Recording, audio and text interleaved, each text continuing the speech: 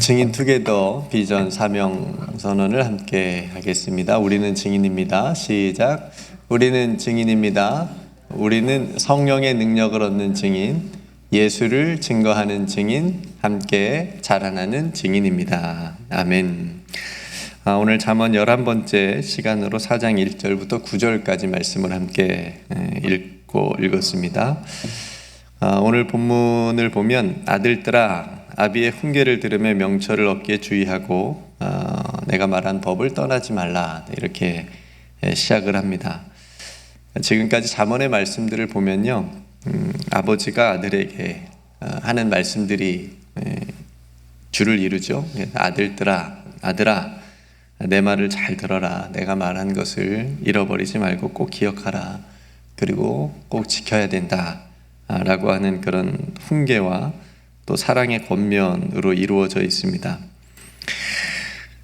부모님들은 자녀들에게 좋은 부모가 되기 위해서 노력을 하죠. 그것도 쉽지 않습니다. 부모의 역할이 처음이라서 양육하면서 그것이 참 어렵구나라고 하는 것을 느끼게 됩니다. 자녀들도 그렇겠죠. 우리들도 다 자녀이고 자녀의 삶을 다 살아왔는데 우리들도 효도하는 자녀가 되고 싶지만 마음처럼 또 되지 않죠. 부모의 마음을 다 이해하지 못할 때도 많고, 그래서 그런 좋은 자녀도 또한 되기가 쉽지 않구나라고 하는 것을 느낍니다. 가정 안에서 부부의 관계도 참 어려움이 많지만 그에 못지않게 부모와 자녀와의 관계의 어려움도 굉장히 크다는 것도 살아가면서 우리가 느끼게 됩니다. 여러분들은 어떠셨는지요? 여러분들은 어떤 부모님이시고 또 어떤 자녀이셨고 또 여러분들과 자녀의 관계는 또 어떠신지요? 아버지 다윗과 아들 솔로몬의 관계는 어땠을까요? 좋았을까요? 아니면 그렇게 좋지 않았을까요? 한번 생각해 보시겠어요? 오늘 본문에 보면 솔로몬은 자신의 아들들에게 지금 권면을 하잖아요. 그러면서 이렇게 얘기합니다. 자신도 한 아버지의 아들이었다. 나도 아버지에게 아들이었다. 그리고 3절에 보면 나도 내 아버지에게 아들이었으며 내 어머니 보기에 유약한 외아들이었노라, 이렇게 얘기를 합니다. 다윗에게는 최소 19명의 아들이 있었습니다. 아들 많았죠. 자식들이 많았습니다. 솔로몬은 다윗의 그런 전체 아들들로 본다면 10번째 아들입니다. 많은 아내들이 있었고 다윗에게는 그 아내들에게서 또 많은 아들들이 있었는데 솔로몬이 10번째 아들이고, 우리가 아는 대로 솔로몬의 어머니는 밧세바죠.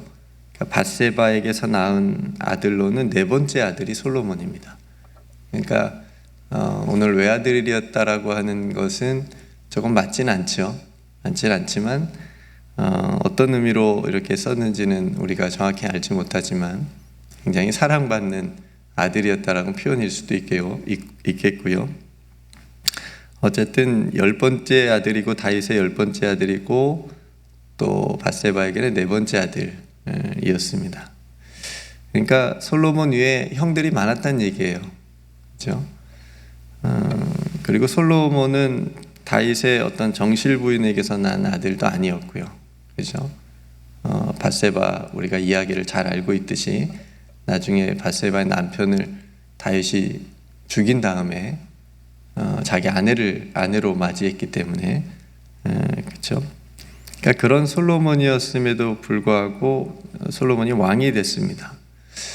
그러니까 어떤 한 왕에 있어서 아들들이 많다라고 하는 것은 굉장히 위험한 집안이잖아요. 그죠? 서로 왕이 되려고 아들들이 서로 죽고 죽이는 일들이 실제로 역사상 많이 일어났고, 또 다윗의 가족 안에서도 일어났죠. 그죠? 그런 일들이. 그리고 다윗의 어떤 아들이 왕이 되기 위해서 쿠데타를 또 일으키기도 했고요. 이런 비극적인 안타까운 일들이 다윗의 아들들 안에서 일어났습니다.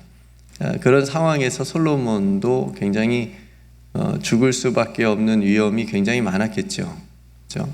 형들도 많았기 때문에 형들이 솔로몬을 죽이려고 많이 했겠죠. 그런 또 암살들이 많이 일어났을 거. 근데 잘 이겨냈습니다. 솔로몬이 살아남았어요. 이스라엘의 왕이 됐습니다.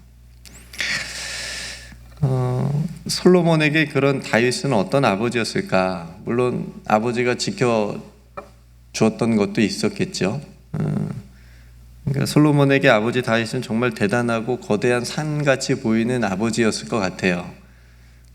전쟁하는 것마다 승리하고 또 굉장히 다윗이 나라를 다스릴 때 부강했기 때문에 그런 어떤 힘있게 다스리는 모습을 아버지를 통해서 봤고, 솔로몬이 왕으로 세움 받을 때까지 하나님의 때를 또 솔로몬도 잘 기다렸고, 그래서 아주 조용히 있었을 것이다 라는 생각을 해봅니다. 그래서 유약한 아들이었다라고 하는 이 말을 실제로 뭐 솔로몬이 힘이 없어서라기보다도 솔로몬도 왕자였지만 위에 쟁쟁한 형들이 있었기 때문에 힘이 없는 듯이 그냥 죽은 듯이 이렇게 지내지 않았을까라는 생각을 해봅니다.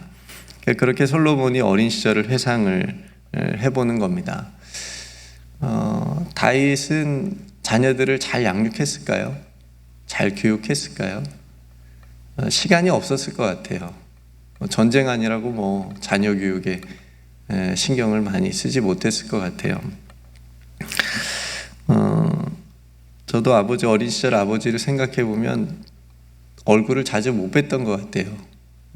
이렇게 멀리 공사 현장에 나가셔가지고 뭐 며칠 만에 또 혹은 몇 달 만에 들어오신 적도 있고, 또 집에 들어오셔도 밤 늦게 오셨기 때문에 잠깐 밤에 얼굴 보고 뭐 그렇게 그런 어린 시절이 회상이 됩니다. 그러니까 뭐 그 당시에 우리 아버지들은 다 그렇게 하셨기 때문에 뭐 자녀 교육에 그렇게 신경을 많이 못 쓰셨고, 또 어머니들도 뭐 일하시느라고 그렇게 그나마 어머니들이 이제 자녀 교육을 맡으셨던 거죠.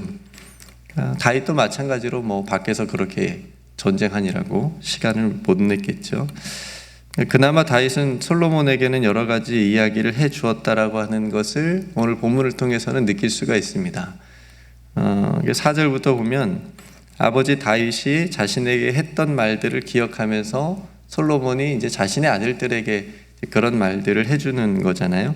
아버지가 내게 가르쳐 이르기를, 이렇게 말합니다. 아버지가 내게 가르쳐 이루어 주었던 것을 내가 너에게 지금 다시 말해 주는 거다, 가르쳐 주는 거다, 그런 거죠.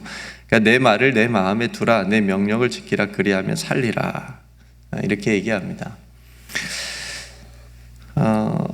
솔로몬을 한번 생각해 보면, 솔로몬은 그렇다면 아버지의 어떤 뭐 간혹 가끔씩 자주는 아니지만 가끔씩 아들에게 솔로몬에게 해줬던 말을 귀담아 듣는, 말을 잘 듣는 아들이었을까요? 솔로몬은 어땠을까요?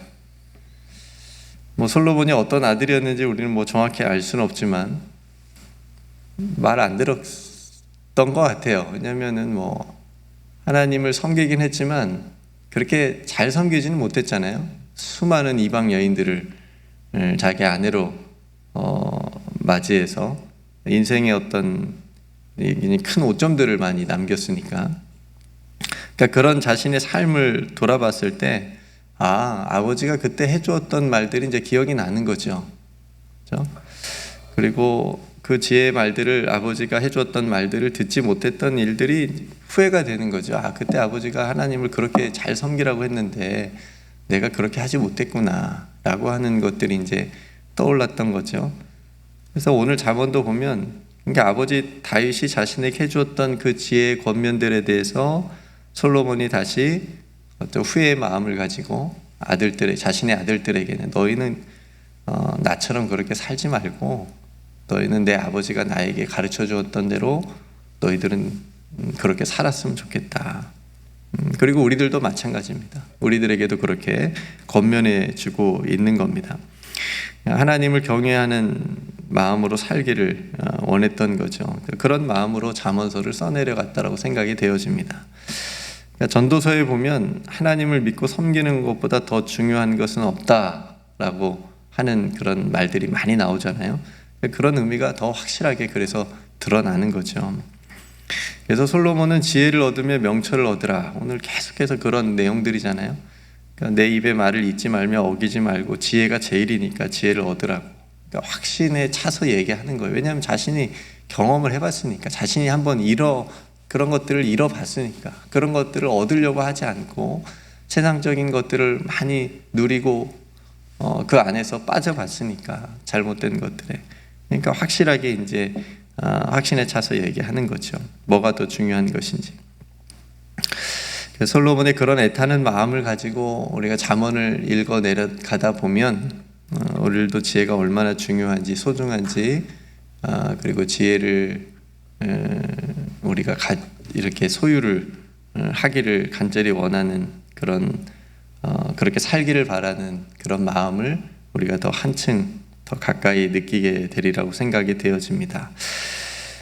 성도로 오늘 본문에 보면 한 가지 또 특별한 부분을 발견할 수 있는데요. 지혜를 인칭대명사를 써서 마치 대상화를 시킨다는 겁니다. 6절에 보면 지혜를 버리지 말라. 그가 너를 보호하리라.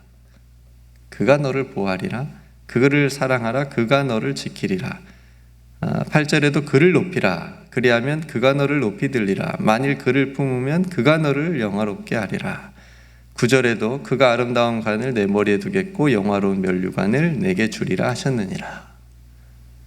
그러니까 이 말씀이 우리가 지혜를 가지고 살면 하나님께서 우리를 높여주신다는 그런 의미로도 볼 수 있지만, 그 지혜에 해당하는 본문에 하나님을 넣으면, 직접 하나님을 넣으면 이렇게 됩니다. 지혜 하나님이 너를 보호하리라. 하나님을 사랑하라. 하나님이 너를 지키리라. 하나님을 높이라. 그리하면 하나님이 너를 높이 들리라. 만일 하나님을 품으면 하나님이 너를 영화롭게 하리라. 하나님이 아름다운 관을 내 머리에 두겠고 아름다운 면류관을 내게 주리라. 이렇게 말이 됩니다. 그러니까 우리가 지혜는 하나님을 경외하는 거잖아요. 하나님의 뜻대로, 하나님의 말씀대로 살아가는 것이 지혜라면, 그 지혜로 충만하신 하나님께서 그 지혜를 통해서 우리를 지키시고 보호하시고 품어주시고 영화롭게 하시고 영화로운 면류관을 주신다는 말씀으로 우리가 읽을 수가 있습니다. 지혜가 좋아요, 안 좋아요? 저는 계속해서 잠언을 통해서 여러분들 설득하는 겁니다. 지혜가 이렇게 좋은 겁니다. 지혜를 가지고 살아야 됩니다.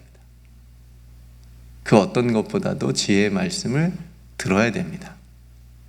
내 경험과 내 지식과 내가 그동안 해왔던 것과 또 할 수 있고 하고 싶었던 대로가 아니라 하나님의 지혜를 가지고 하나님께 지혜를 구하며 그렇게 살아야 됩니다. 하나님을 경외하며 살아야 됩니다. 계속해서 잠언서는 이런 말씀들을 하고 있습니다. 잠언 끝날 때까지 이런 말을 할 텐데 새롭게 들려질 수 있기를 간절히 소망합니다. 오늘 이렇게 좋은 우리를 보호하고 또 지켜주고 우리를 높여주시고 우리를 영화롭게 하시고 아름다운 관을 우리의 머리에 두시고 면류관을 우리에게 주시는 이 지혜를 여러분들이 사모하고 구하고 그 어떤 것보다도 정말 값지게 소유할 수 있는 그런 지혜로운 삶이 되시기를 주님의 이름으로 축복합니다. 제가 오늘 지혜라는 말을 몇 번이나 썼을까요? 하나님께서 주시는 이 지혜의 은총이 저와 여러분들의 삶에 가득하시기를 주님의 이름으로 축복합니다.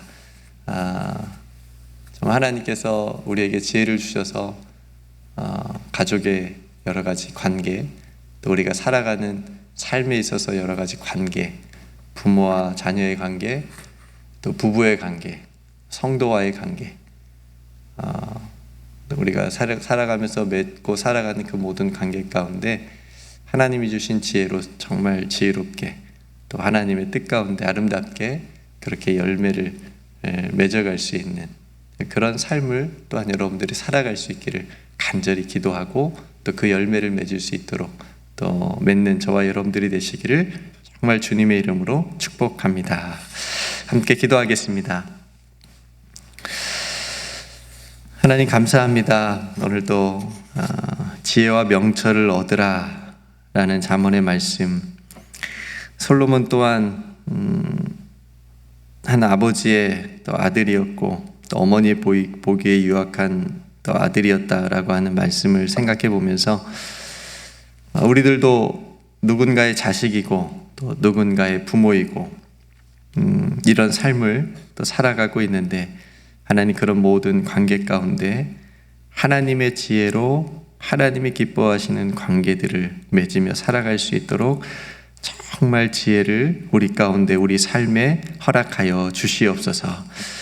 하나님 그 지혜를 통하여서 하나님께서 우리를 보호하여 주시고 우리를 사랑해 주시며 지켜주시고 또 우리를 품어주시고 높여주시고 영화롭게 해주시고 영화로운 면류관 또한 우리에게 주신다고 약속해 주셨사오니 세상 그 어떤 것보다 우리가 지혜 얻기를 사모하며 오늘 하루 또한 살아갈 수 있도록 우리 모든 사랑하는 성도들을 지켜 보호하여 주시옵소서. 특별히 하나님 앞에 기도하는 기도의 제목들을 하나님 들어 응답하여 주옵소서. 또 가정 안에 하나님 기도하는 제목들이 있습니다. 또 부모를 위해서 자녀들을 위해서 기도하는 모든 기도의 제목 주님의 뜻 가운데 아름답게 응답하여 주시옵시고 온 가족이 믿음으로 하나님의 영광과 나라를 위해서 힘있게 살아갈 수 있도록 같은 마음 같은 뜻을 품고 나아가게 하여 주옵소서. 아버지 하나님, 우리 교회가 정말 지혜로운 그런 교회가 되길 원합니다. 세상에 지지 않는 교회 되기를 원합니다. 세상의 가치에 무릎 꿇지 않는 교회 되기를 원합니다.